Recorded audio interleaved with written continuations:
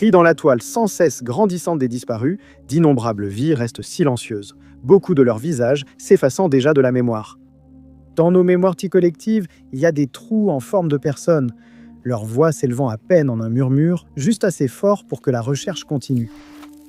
Numéro 10. Candy Clem, une femme de 36 ans originaire de Pinconning, était décrite par sa famille et ses amis comme une personne généreuse. Elle voulait toujours aider tout le monde, quoi qu'il arrive. On ne sait pas grand-chose de son passé en dehors de cela, et il n'était pas dans ses habitudes de perdre contact avec sa famille et ses amis.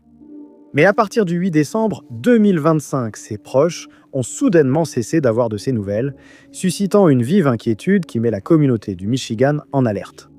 Ce jour-là, Candy a été vue pour la dernière fois par sa famille chez elle à Pinconning, Michigan. Elle a assisté à un événement scolaire en début d'après-midi. Tard dans la soirée, elle a été filmée par une caméra de surveillance au casino Saganing Eagles à Standish. Et ce sera la dernière fois qu'elle a été vue de façon confirmée. Candy serait en invalidité et incapable de conduire. Elle utilise Uber ou sa famille pour se déplacer et informe toujours quelqu'un de sa destination. En partant, Candy a oublié son téléphone portable et est restée injoignable. Couper le contact de cette façon est inhabituel pour elle, et ses proches pensent qu'elle n'abandonnerait jamais ses deux enfants, la décrivant comme une mère très aimante. On ne sait pas où Candy est allée après avoir été au casino, et on ignore à quelle heure elle a quitté l'établissement. Tout ce qu'on sait, c'est qu'elle était là jusqu'à ce qu'elle ne le soit plus. 10 jours plus tard, un signalement faisant état d'une possible présence de Candy a été transmis à la police. Le témoignage l'a placée dans un dollar général, mais cela n'a pas été confirmé. L'enquête s'est poursuivie discrètement pendant des mois sans avancée majeure. La prochaine mise à jour dans son affaire est survenue le 24 février 2026, lorsque la police d'État du Michigan a fouillé son domicile dans le pâté de maison des 400 de la rue South Jennings. Il y avait des personnes vivant dans la maison, toutes ont été détenues et interrogées en profondeur. Elles ont été relâchées peu après lorsque la police n'a trouvé aucune preuve les liant à la disparition. Il n'a pas été révélé qui étaient ces personnes, ni quel lien elles avaient avec Candy. Le laboratoire de criminalistique MSF Bridgeport aurait également été présent sur les lieux, recueillant des preuves non divulguées. Pendant que les enquêteurs analysaient les entretiens, relevaient téléphoniques et exécutaient des mandats de perquisition, une récompense de 2500 $ a été annoncée par l'intermédiaire de Bay County Crime Stoppers pour toute information menant à la localisation de la femme disparue. Les enquêteurs et la famille comptent également beaucoup sur les témoignages du public, mais ils n'ont reçu aucune information qui pourrait remettre l'enquête sur la bonne voie. Malgré l'intensification des activités d'enquête, Candy reste introuvable. Le 6 mars, des membres de la communauté ont organisé une veillée aux chandelles pour sensibiliser à la disparition, dans l'espoir de susciter suffisamment d'attention pour résoudre cette affaire étrange. La veillée n'était pas qu'un souvenir, c'était un événement marquant le refus d'abandonner et de laisser l'histoire de Candy sombrer dans l'oubli. C'était la preuve que la famille et les amis gardaient espoir dans leur recherche de réponse. Candy Clem a naturellement les cheveux châtain blond, mais ils sont peut-être teint plus foncé. Elle a les yeux noisettes. Elle mesure 1,45 m et pèse environ 41 kg. Elle porte des lunettes et a une malformation à l'oreille gauche. Les informations sur la localisation de cette personne peuvent être transmises à la police de Pinconning. 200-2112. Numéro 9. Michael Trevor Owen Noften, âgé de 42 ans, vivait à Eugene, dans l'Oregon, lorsqu'il a subi une crise cardiaque, un accident vasculaire cérébral et 2 anévrismes cérébraux. La santé déclinante de son fils a poussé sa mère, Eddie Bean, à se rendre à Eugene pour le récupérer en 2020. Elle l'a ramené avec elle dans l'Idaho, où les problèmes de santé ont continué. Michael a souffert de graves problèmes psychologiques, en plus de ses problèmes physiques. Il aurait reçu un diagnostic de schizophrénie paranoïde dû à ses anévrismes cérébraux. Michael vivait avec sa mère depuis presque 6 ans, mais le 14 février 2026, cette situation a brusquement changé. Ce jour-là, à Las Vegas, Eddie a reçu un texto de son fils. Il a dit qu'il était parti et qu'il retournait à Eugene, dans l'Oregon. Michael ne pouvait pas quitter la région et faisait l'objet d'une mesure de probation. Sa mère le lui a rappelé et il a expliqué vouloir rester 1 semaine dans la région pour changer d'air. Sa mère dit que Michael avait du matériel de camping dans sa voiture et voulait partir dans la nature pour camper. 3 jours plus tard, il a appelé sa mère pour lui dire qu'il se trouvait dans la région de Vita, le long de la route McKinsey à l'est de Springfield.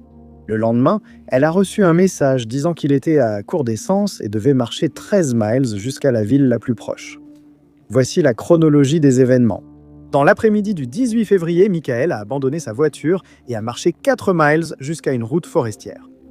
Il a ensuite parcouru 6 miles de plus jusqu'à une station-service. Il pleuvait ce jour-là et Michael avait des vêtements légers et un sac à dos. Dans le magasin de la station-service, il a acheté 2 bidons d'essence. L'un était un petit bidon rouge d'1,5 gallon et l'autre était un plus grand bidon jaune vif de 5 gallons. Il a aussi acheté quelques barres chocolatées, un Mountain Dew Baja Blast et du Gatorade. Michael s'est assis devant le magasin un moment et a croisé un homme dans un pick-up.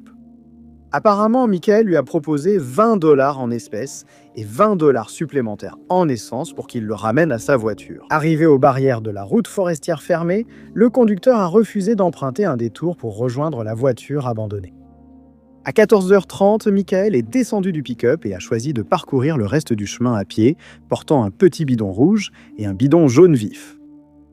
Juste après 15h40 cet après-midi-là, Eddie recevrait un autre message de son fils. Il a assuré qu'il rejoindrait bientôt sa voiture et lui parlerait à son arrivée. Ce fut la dernière fois qu'on entendit parler de Michael. Le lendemain matin, le 19 février, Eddie a contacté le bureau du shérif du comté de Lane et a signalé sa disparition. Ce soir-là, la voiture de Michael, une Ford Fusion argentée de 2009, a été retrouvée, ainsi qu'une bouteille de Mountain Dew, un Gatorade, le bidon d'essence rouge et des emballages de bonbons. On pense que Michael aurait pu s'éloigner de sa voiture en prenant un mauvais chemin. 2 feux de camp ont été trouvés sur la route, à un demi-mile d'écart, puis la piste s'est arrêtée. Les autorités estiment que le bidon d'essence jaune est la clé du mystère. Ils demandent si quelqu'un a ramassé un tel bidon dans la région, la famille offrant 1 000 $ pour toute information. Le bureau du shérif du comté de Lane mène les recherches en cours, déployant des véhicules spécialisés, des drones, des chiens et des équipes de recherche au sol. Michael Nofton pourrait utiliser le nom de Trevor. Il est décrit comme ayant les cheveux bruns et les yeux bleus. Il mesure 1,78 m et pèse environ 73 kg. On dit qu'il boite distinctement à cause de ses orteils manquants au pied gauche. Il lui manque presque tous les orteils du pied gauche, sauf une partie du gros orteil. Michael a un tatouage du blason familial portant le nom Nofton sur l'avant-bras gauche. Il a été vu pour la dernière fois avec un sweatshirt foncé, des chaussures Hey Dude, un jean et un sac à dos contenant ses médicaments nécessaires. Les informations concernant cette affaire peuvent être adressées au bureau du shérif du comté de Lane au 54 168 24 155. 50. Numéro 8. Shelly Diane Ludy était une résidente de la région d'Upper Darby, en Pennsylvanie, où elle travaillait au Lanarch Diner. La jeune femme de 19 ans, mère célibataire, travaillait au service du soir, au restaurant, arrivant à 17h et repartant juste après 23h ce soir-là. Elle a commencé à y travailler en juillet 1982. Comme elle était encore nouvelle et en période d'essai, elle ne travaillait qu'à temps partiel. Mais il paraît que le patron était impressionné par son travail et prévoyait de la promouvoir le mois suivant. Mais malheureusement, cette promotion n'a jamais été mise en œuvre. Shelley, connue pour son extraversion, était sympathique avec tous, ce qui facilitait son travail de serveuse. Sa fille Jenny vivait avec les parents de la jeune femme, Barbara et Bill Skay, mais cette situation devait changer lorsque Shelley a pris rendez-vous le matin du 24 août pour signer un bail pour un nouvel appartement. Ce serait la première fois que la mère et la fille vivraient seules ensemble et elle s'en réjouissait. La vie de Shelley tournait autour de sa fille. Chaque soir, pendant sa pause, elle faisait l'effort d'appeler à la maison pour parler avec elle. Elle rapportait toujours 1 ou 2 friandises pour Jenny. Barbara travaillait aussi au Lanarch Diner, prenant le service du soir, et elle l'a fait comme d'habitude le soir du 23 août 1982. Barbara est arrivée plus tard que d'habitude ce lundi soir, ce qui lui a permis de parler quelques minutes avec sa fille avant le changement d'équipe. Quand il fut temps de pointer pour la soirée, la jeune femme se dirigea vers l'Impala Vermont 1978 de son beau-père, dit à sa mère qu'elle allait rendre visite à une amie et qu'elle rentrerait plus tard dans la soirée. Le véhicule étant habile, Barbara insista pour que Shelley passe d'abord chez eux pour le prévenir. Elle lui promit de le faire et quitta le restaurant avec un paquet de M&M's pour Jenny. En voyant sa fille monter dans l'Impala, Barbara remarqua un homme d'une vingtaine d'années, athlétique et blond tentant de parler à Shelley, allant jusqu'à lui saisir le bras pour attirer son attention. Elle se dégagea de son emprise mais ne sembla pas particulièrement inquiète et partit comme si de rien n'était. Quelques minutes plus tard, Shelly revint au restaurant, entra précipitamment et attrapa une veste en tricot grise avec un oiseau bleu dessus qu'elle avait oublié par erreur. Elle fit un dernier signe à sa mère et partit. Nul ne savait alors que ce serait la dernière fois qu'on verrait Shelly ou qu'on aurait de ses nouvelles. Ce qui lui est arrivé après avoir quitté le restaurant une seconde fois ce soir reste sujet à spéculation. On disait que l'Impala était sur un autre parking car toutes les places du restaurant étaient prises. Pourtant, elle n'aurait mis que quelques secondes à traverser la route et rejoindre le véhicule, mais aucun témoin ne semblait l'avoir vue partir. Shelly et l'Impala allaient disparaître. Au début, Tom Bill ne s'inquiétait pas du retard de sa belle-fille, une jeune femme responsable. Il était convaincu qu'elle avait une bonne raison. Il a pensé que le restaurant était débordé et que Shelly devait rester plus longtemps pour aider.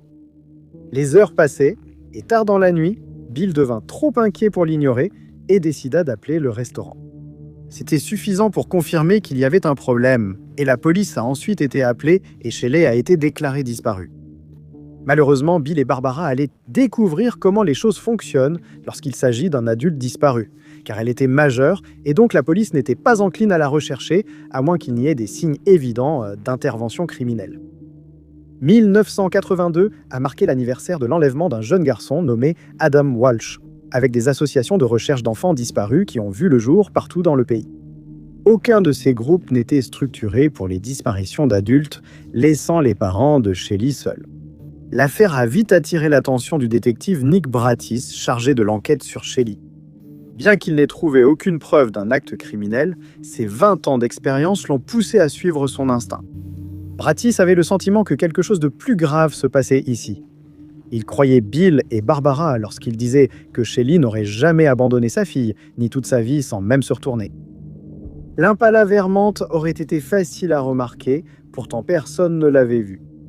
Le détective commençait à soupçonner que Shelly n'était peut-être pas partie de son plein gré, et il a rapidement commencé à interroger les personnes les plus proches de la disparue. Après avoir appris que Shelly avait prévu de rencontrer une amie ce soir-là, la police l'a contactée et a découvert que, bien qu'elle ait eu des projets, elle ne s'était pas présentée. Au fil de l'enquête, la police a publié un portrait robot de l'homme qui avait été vu en train de parler à la disparue Alan Ark ce soir-là, dans l'espoir que quelqu'un puisse l'identifier. Le service de police a précisé qu'il n'était pas suspect, mais qu'il pouvait avoir des informations utiles à l'enquête. Ensuite, les éléments les plus inquiétants sont apparus.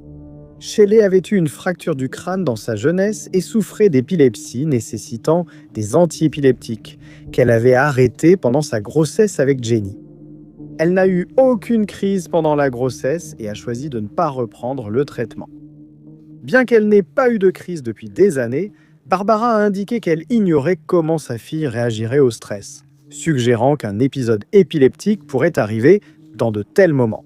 Le FBI a rapidement rejoint l'enquête, ce qui est rare pour une disparition d'adultes, mais ni la police ni le bureau n'ont expliqué pourquoi. Bien que chaque piste ait été minutieusement examinée par les deux services, rien ne les rapprochait de la vérité sur ce qui était arrivé à Shelly.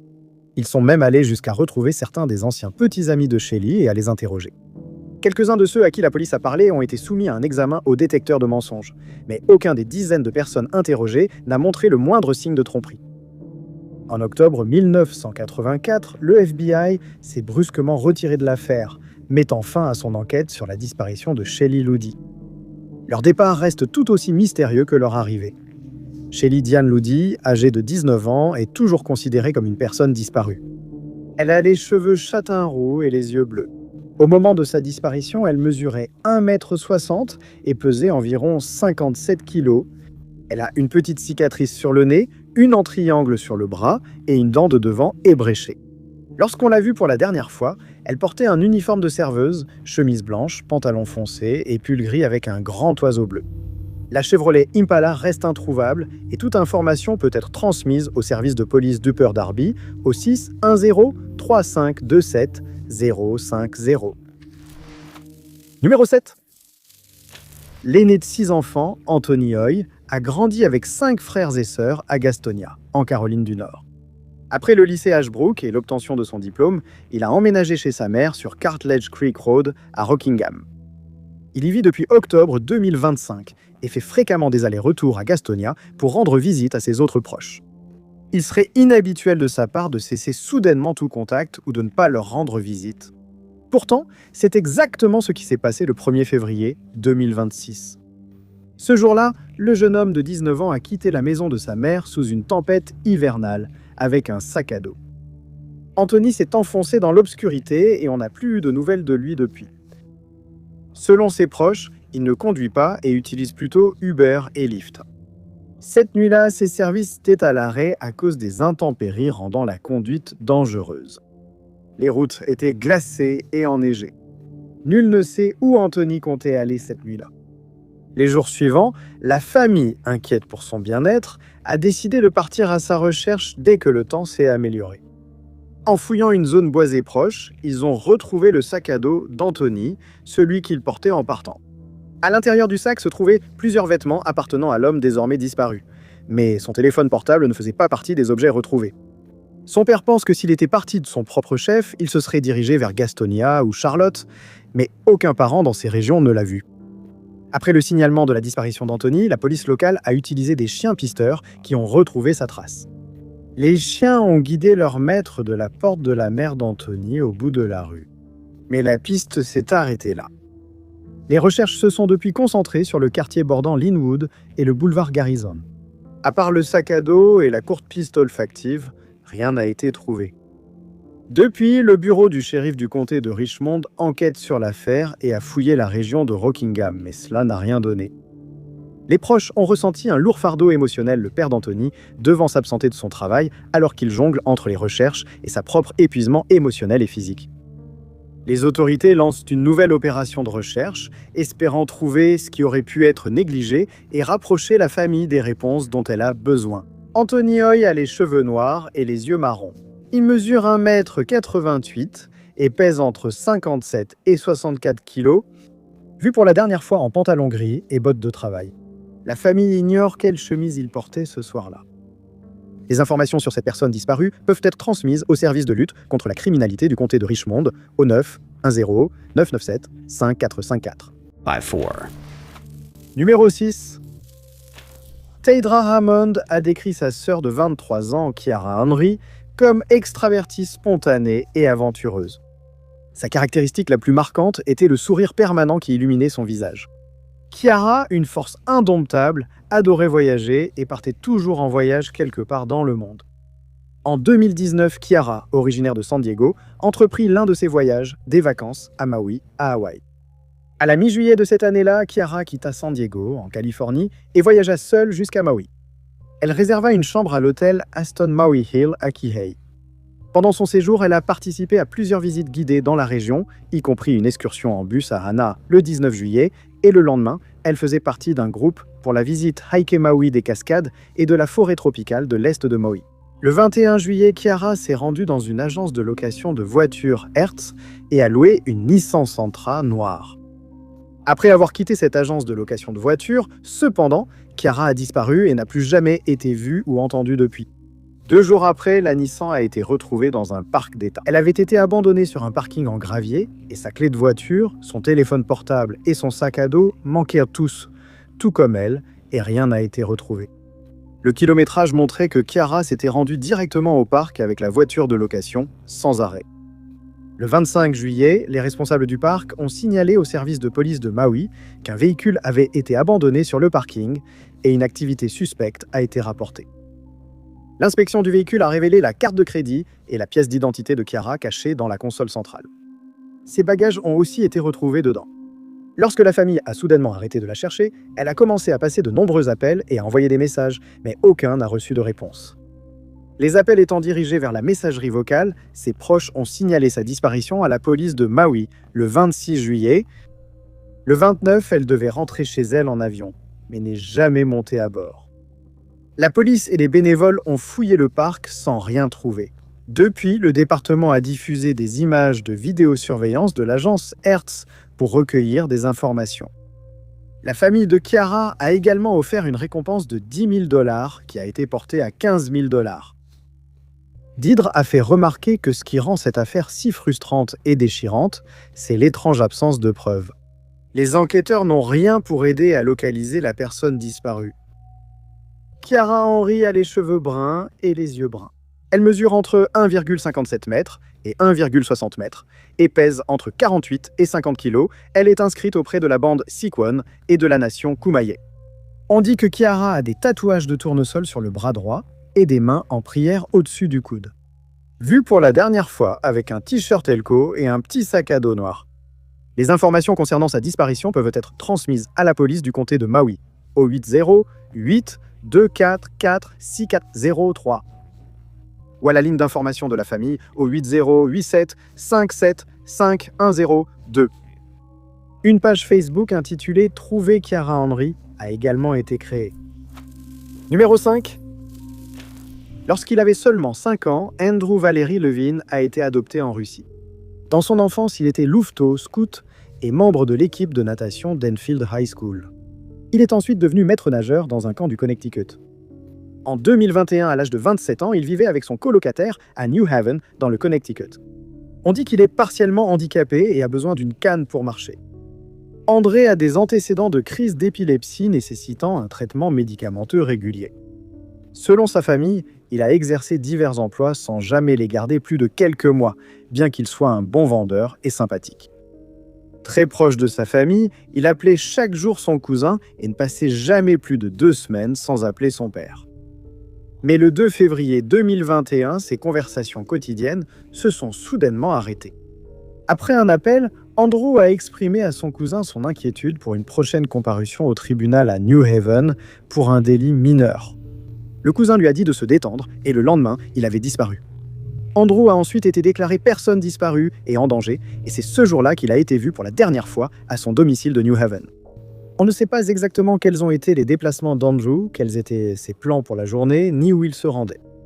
Quelques jours après avoir perdu contact, la famille s'est rendue à l'appartement pour enquêter.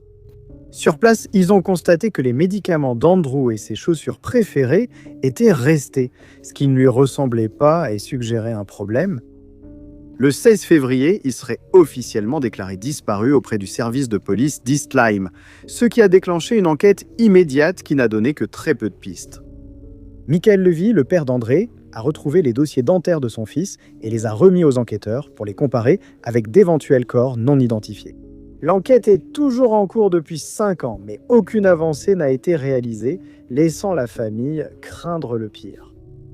Les éléments entourant la vie d'Andrew et les circonstances de sa disparition ont suscité des inquiétudes quant à son bien-être et à sa sécurité. Il figure désormais au Système national des personnes disparues et non identifiées. L'affaire stagne, la famille espère toujours obtenir un jour les réponses qu'elle attend depuis longtemps. Andrew Levin avait les cheveux bruns au moment de sa disparition, avec les yeux bleus ou noisettes. Il mesure 1,85 m et pèse environ 70 kg. Les informations concernant sa disparition peuvent être transmises au service de police d'East Lyme au 860 739 5909 avec le numéro de dossier de l'agence 2120140F. Numéro 4. Hope Renée-Curry était autrefois élève au lycée Green Run en Virginie, mais elle n'y a pas obtenu son diplôme. Encore jeune, on lui a diagnostiqué un trouble bipolaire et souffrait de crises occasionnelles. Elle devait prendre des médicaments pour contrôler ses crises. Et elle avait perdu 80% de la vue de l'œil droit. En 2000, à l'âge de 23 ans, Hope avait une petite fille et menait une vie normale. Mais pour une raison inconnue, sa fille a été placée en famille d'accueil et elle tentait de la reprendre. Selon des membres proches de sa famille, Hope essayait de reprendre sa vie en main et son principal objectif était de récupérer sa fille. Apparemment, la mère avait été impliquée dans une relation où les choses ont mal tourné. Elle était sortie de cette relation et vivait avec son frère à Virginia Beach, marquant le début d'un changement et d'une nouvelle vie pour elle et son bébé. Malheureusement, tous ces efforts furent interrompus quand Hope disparut soudainement. C'était le 11 novembre 2000, lorsque Hope quitta la maison de son frère au 3600 de Bancroft Drive vers 21h30 ce soir-là. Elle a dit à son frère qu'elle allait à la station-service Texaco voisine pour utiliser le téléphone public après une alerte sur son beeper. Elle a aussi dit qu'elle inviterait une amie à manger une pizza à l'appartement. La station Texaco était sur Holland Road, où de nombreuses personnes pouvaient la voir. Pourtant, Un seul renseignement a été reçu au cours des 2 dernières décennies, dont les détails restent confidentiels. Hope n'est pas rentré chez son frère ce soir-là, ce qui a inquiété la famille. Ses proches soulignent qu'il est très inhabituel qu'elle parte sans prévenir. Ils doutent donc qu'elle soit partie volontairement, car Hope était déterminée à récupérer son enfant et était sur le point d'y arriver lorsqu'elle a disparu. Les membres de la famille craignent qu'à un moment donné ce soir-là, Hope ait pu avoir une crise ou un traumatisme qui l'aurait laissé incapable de réagir, affectant peut-être sa mémoire. Les rapports de police révèlent qu'elle a subi des maltraitances psychologiques et physiques avant cet événement. Il n'a pas été confirmé si son ex-partenaire a été interrogé par les autorités. Et il semble qu'il y ait très peu d'indices, de pistes ou d'autres informations dans cette affaire. Pour des raisons inconnues, il a aussi été suggéré que Hope aurait pu aller à Miami, en Floride. On ignore si elle a des liens avec cette région. Hope Renée Curie, âgée de 23 ans, avait les cheveux bruns et les yeux bleus au moment de sa disparition. Elle mesurait 1,68 m et pesait entre 52 et 68 kg. Elle a une cicatrice sur la paupière droite et des taches grises sur l'iris de l'œil droit. Lorsqu'elle a été vue pour la dernière fois, elle portait un pull vert à motif argile blanc et noir sur la poitrine. Elle portait aussi des chaussures bleues et blanches et un collier en or avec un pendentif maman numéro 1 serti d'un petit saphir. Elle portait une bague en argent avec une pierre rose, un anneau en argent à l'auriculaire et une montre lumineuse au bracelet filigrane. Les informations concernant sa disparition peuvent être transmises au service de police de Virginia Beach au 7 57 38 54 167 00. Numéro 3. Stephen Mark Millis, âgé de 49 ans, est un résident de Hesperia, dans le Michigan. On ne sait pas grand-chose de son passé, si ce n'est son intérêt pour la pêche, comme en témoignent les vieux équipements de pêche qu'il vendait le soir du 4 janvier 2019. C'est ce jour-là que Stephen est entré dans le magasin Dollar General situé au niveau du numéro 310 South Street, où il a acheté de la nourriture pour chat. Le système de surveillance du magasin l'a filmé en train de partir exactement à 18h48, soit 8 minutes après son arrivée. On l'a vu discuter amicalement avec le caissier avant de quitter le champ de la caméra. Stephen devait retrouver quelqu'un sur le parking du Dollar General pour vendre du matériel de pêche. Il devait ensuite quitter la région pour se rendre à Muskegon afin de retrouver des amis. Mais quand l'homme venu acheter le matériel est arrivé plus tard, Stephen était introuvable. Mais son camion était toujours garé sur le parking, déverrouillé, avec toutes ses affaires personnelles à l'intérieur, y compris un sac de sport rempli de vêtements et de produits de toilette. Des témoins avaient vu l'homme monter dans un véhicule blanc cette nuit-là, ce qui est étrange car l'acheteur devait arriver d'une minute à l'autre. Lorsque Stephen n'est pas rentré chez lui dans les jours qui ont suivi et n'a contacté aucun membre de sa famille, il a été signalé disparu par le bureau du shérif du comté de Nuevo. La famille de Stephen a affirmé que l'homme disparu fréquentait des gens peu recommandables et il craignait qu'il ait été piégé. Il n'y a eu aucune activité sur son téléphone portable, ses réseaux sociaux ou son compte bancaire depuis le 4 janvier 2019. Les années ont passé sans qu'aucune avancée significative n'ait été réalisée dans l'affaire. Jusqu'en 2025, lorsque la famille a été replongée dans le chagrin. Selon Fox 17, des restes humains ont été trouvés près de Rosebury, à 20 miles du lieu où Stephen avait été vu pour la dernière fois. Cette découverte a redonné à la famille l'espoir de pouvoir enfin faire son deuil, mais l'identité des restes n'a pas encore été confirmée, laissant la famille Millis suspendue entre espoir et crainte, alors qu'elle tente de comprendre ce qui s'est passé ce soir-là. Stephen Mark Millis a les cheveux bruns et les yeux bleus. Au moment de sa disparition, il mesurait près d'1,83 m et pesait 81 kg. Il a été vu pour la dernière fois avec une chemise en flanelle rouge et noire à carreaux sur un t-shirt gris. Il portait un jean clair et des bottes de travail grises. Les informations sur cet homme disparu peuvent être communiquées au bureau du shérif du comté de Nuevo, chargé de l'enquête. 31-689-7303. Numéro 2. En 2008, Anne-Marie Kelly, âgée de 36 ans, vivait avec son mari et ses 4 enfants à Philly, Nebraska. Elle cumulait 3 emplois, dont un comme femme de ménage au Southeast Community College à Beatrice. Le mari d'Anne, William T. Kelly Jr., a quitté la maison à 5h45 du matin, le matin du 15 avril de cette année-là. En allant au travail à 7h22, il a envoyé un message à sa femme pour lui souhaiter une bonne journée. Anne a répondu en préparant les enfants pour l'école. C'est vers 7h30 ce matin-là qu'Anne et les 4 enfants sont montés dans leur fourgonnette grise Plymouth Voyager de 1991 avec une plaque d'immatriculation du Nebraska. Et la routine matinale consistant à déposer les enfants à l'école et à faire des courses a commencé. 3 enfants ont été déposés à la même école, le 4e est resté avec elle. Anne s'est ensuite rendue au supermarché Sunmart à Béatrice, où elle est arrivée vers 8h15 ce matin-là. Après une course rapide, le dernier enfant serait déposé à la garderie locale et Anne se rendit à son travail. À 8h46, son badge d'accès a été utilisé pour accéder au bâtiment du campus du Southeast Community College. 1 heure plus tard, elle quittait la zone après avoir appelé son employeur, ce qui laissait entendre qu'il y avait un problème non divulgué avec un de ses enfants à l'école. À 9h55, un autre appel serait passé depuis le téléphone d'Anne, cette fois aux écoles publiques de Béatrice. On ignore si elle a parlé à quelqu'un là-bas, car personne ne se souvient lui avoir parlé. Plusieurs heures se sont écoulées sans que personne ne se rende compte que quelque chose n'allait pas.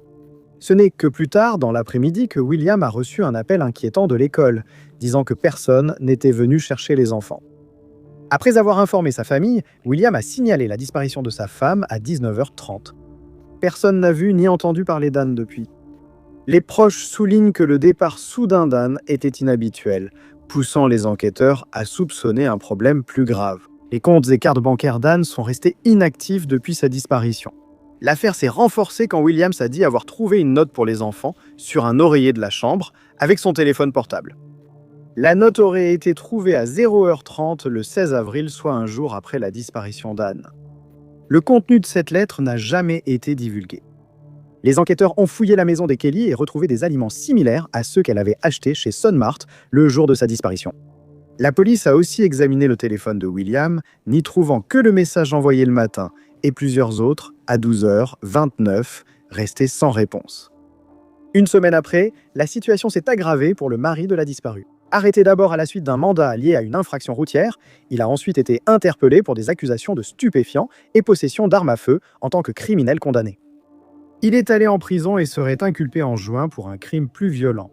Et en mars 2009, il a été condamné à une peine de 16 à 20 ans de prison et les 4 enfants ont ensuite été envoyés vivre chez des membres de la famille. Depuis, les enquêteurs ont désigné William comme suspect dans la disparition de sa femme.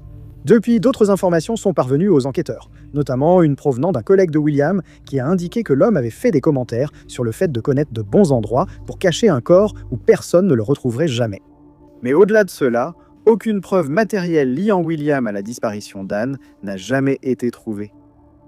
Anne-Marie Kelly avait les yeux bleus et les cheveux roux ou auburn lorsqu'elle a disparu. Elle mesure 1,63 mètres et pesait 59 kg en 2008. Elle porte toujours des lunettes ou des lentilles de contact. Elle pourrait porter une alliance en or sertie de diamants, un collier avec une croix en or et une montre en or au bracelet noir. Elle portait un t-shirt noir à manches longues et un jean bleu lors de sa dernière apparition. Elle a aussi une cicatrice de 8 cm sur le mollet droit. Elle est connue pour utiliser son nom de jeune fille, Reichenberg, ou bien le nom composé Reichenberg Kelly. Le minivan Plymouth à panneaux bleu-gris foncé reste également introuvable. Les informations concernant la localisation d'Anne peuvent être transmises au bureau du shérif du comté de Gage au 223-5221. Numéro 1. Résident Navajo et Hopi de Bloomfield, Nouveau-Mexique, Purnell Tawangotewa, étudiait la cosmétologie dans un établissement supérieur local en 1998. Il vivait à l'époque avec sa sœur Brooke Milligan, avec qui il passait la plupart de son temps. Le 29 mai de cette année-là, il passa la soirée dehors avec Brooke et ses amis. Ce soir-là, ils ont dîné au Gators Bar and Grill à Farmington, puis sont repartis, chacun dans sa voiture. Brooke est parti avec ses amis, tandis que Purnell conduisait une Subaru Break de 1988 appartenant à sa sœur. Bloomfield se trouve à 10 miles au sud-est de Farmington, soit à 10 ou 15 minutes en voiture. Brooke pensait que son frère les suivait chez eux, mais il n'est jamais arrivé et a disparu en même temps que la voiture Break. Il a été vu pour la dernière fois alors qu'il roulait vers l'est sur Main Street après avoir quitté l'établissement à 1h30. Durant 3 semaines, la famille de Pringle a tenté en vain de signaler sa disparition. Mais la police de Farmington a refusé d'ouvrir un dossier. Un officier aurait tenu des propos stéréotypés sur le jeune disparu de 21 ans, insinuant qu'il était ivre, qu'il errait et qu'il n'était sans doute pas réellement porté disparu. Le 18 juin cependant, 3 semaines après la disparition, la police allait découvrir à quel point la situation était grave. Ce jour-là, un ouvrier d'un champ pétrolier inspectant un puits près de Farmington a découvert une Subaru gravement brûlée dans le lit asséché d'une rivière. Il a ensuite contacté le bureau du shérif du comté de San Juan, après quoi un adjoint du shérif dépêché sur place a pris contact avec Brooke. Il a expliqué qu'il faudrait faire remorquer la voiture hors du lit de la rivière, mais en arrivant sur place, la famille a eu l'impression de se trouver devant une scène de crime potentielle et a refusé d'autoriser le remorquage. La police de Farmington a examiné la scène et a finalement rédigé un rapport de disparition. Mais selon ce rapport, il n'y avait aucun indice sur les lieux ou dans la voiture qui aurait permis de retrouver Purnell, qui était toujours porté disparu. La police a conclu que la voiture avait été incendiée volontairement. La voiture familiale a été placée dans la zone de stockage des preuves du service de police de Farmington. Mais 3 ans plus tard, l'une des autres sœurs de Pringle, Ramona, a découvert qu'elle avait été envoyée à la casse locale 1 an plus tôt. Elle avait demandé à l'agence si des analyses médico-légales avaient été faites sur la voiture. Et dans ses efforts pour que l'affaire de son frère fasse l'objet d'une véritable enquête, Ramona allait ensuite contacter le FBI pour signaler le véhicule incendié et demander si une enquête avait été menée en 2001.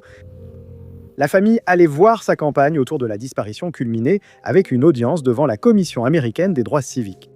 Des audiences allaient se tenir dans le comté de San Juan pour examiner les relations entre les forces de l'ordre et les résidents navajos. Des audiences similaires avaient déjà eu lieu à plusieurs reprises pour ces questions. Les audiences ont permis un redécoupage électoral à San Juan et la nomination de Navajos à la commission du comté et aux tribunaux de magistrats. Des enquêtes renouvelées ont été menées sur la disparition de Purnell par la suite, et il a été constaté que les autorités traitaient l'affaire comme un homicide, mais aucune arrestation n'a été effectuée et aucune preuve à l'appui n'a été rendue publique. L'homme disparu aurait aujourd'hui 49 ans et aucune avancée n'a encore été réalisée dans son affaire. Purnell est un homme amérindien aux cheveux noirs et aux yeux marrons. Il aurait mesuré entre 1,80 m et 1,28 m au moment de sa disparition. Il pèse entre 79 et 91 kg. Il a été vu pour la dernière fois portant une chemise bleu clair et blanche, un jean bleu et des baskets. Il porte des lunettes à monture fine dorée et toute information concernant sa disparition peut être communiquée au service de police de Farmington au 5-599-1070 ou à la ligne d'urgence des disparus du Nouveau-Mexique 100-457-3463 en utilisant le numéro de dossier de l'agence 9 827 1362. Merci beaucoup à tous d'avoir regardé. Si vous avez aimé cette vidéo, n'oubliez pas d'appuyer sur le bouton j'aime. Aussi, n'oubliez pas de vous abonner et de cliquer sur la cloche de notification pour rester informé de toutes nos prochaines vidéos. Je suis Top 5 Unknowns, à bientôt dans la prochaine vidéo.